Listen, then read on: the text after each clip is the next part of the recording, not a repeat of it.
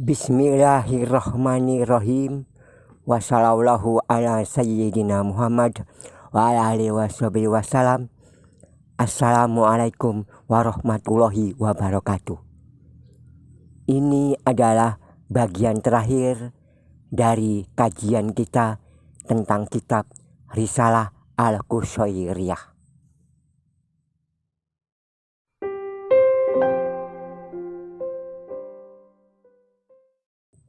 Karomah. Siapa yang tidak benar kondisi ruhaninya, maka tidak akan muncul karomah. Mukjizat diperintahkan untuk disebarluaskan. Karomah harus disembunyikan dan ditutupi. Mukjizat didakwakan dengan memastikan kebenaran ucapan. Karomah bisa jadi hanya cobaan.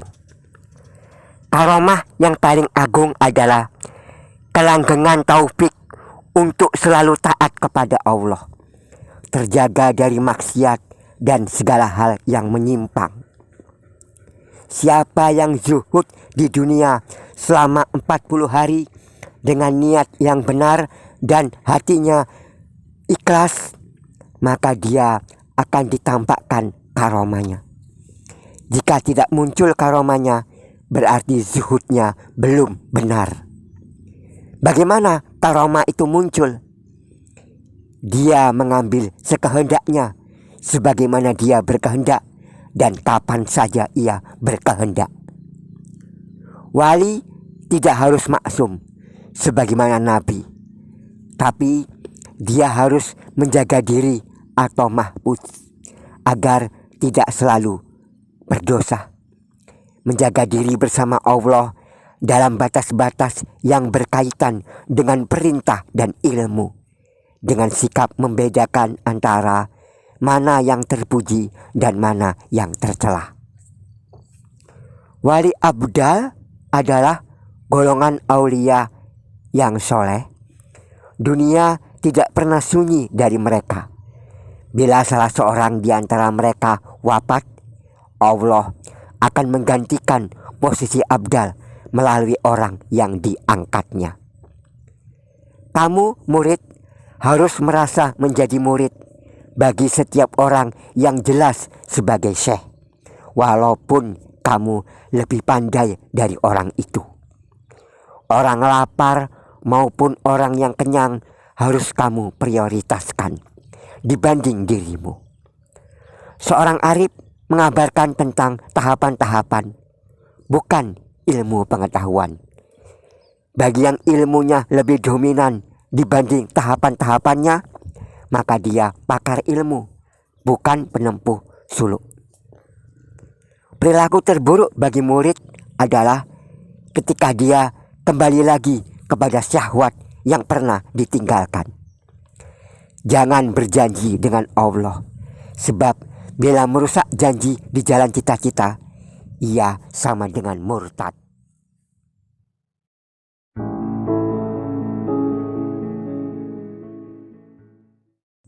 Mimpi. Tidur merupakan saudara kematian. Seandainya Ibrahim alaihissalam tidak tidur atau lupa pada kekasihnya, pasti ia tidak diperintah menyembelih anak. Kekasihnya hanyalah Allah. Allah berfirman kepada Daud alaihissalam, "Sungguh berdusta orang yang mengaku mencintaiku, namun ketika malam telah gelap, ia tertidur lelap." Tidur merupakan kebalikan ilmu. Siapa yang tidur, dia alfa. Siapa yang alfa, dia terhalang. Bila engkau dalam keadaan hadir, janganlah tidur, karena tidur dalam keadaan hadir berarti beradab yang buruk. Allah menganggap indah pada hamba yang tidur dalam sujudnya.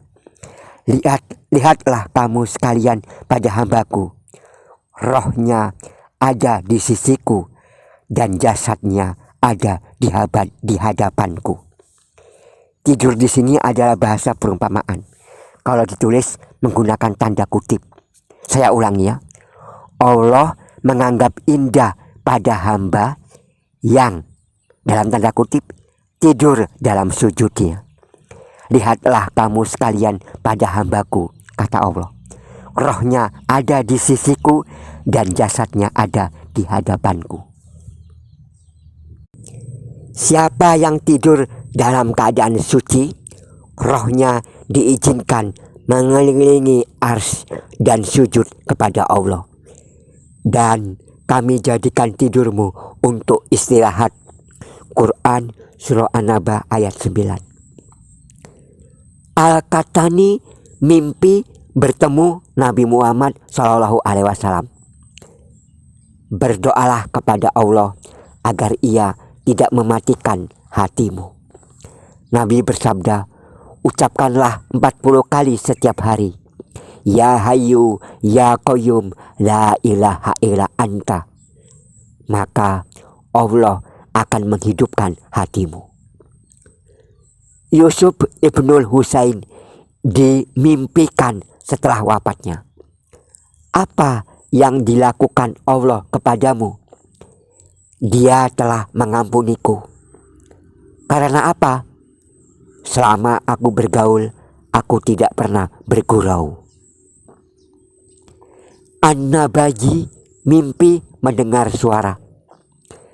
Barang siapa menyerahkan rezekinya kepada Allah, akan ditambah kebajikan akhlaknya dan dirinya dimurahkan dalam nafkah serta sedikit was-wasnya dalam sholat. Zubaidah dimimpikan, Allah mengampuniku.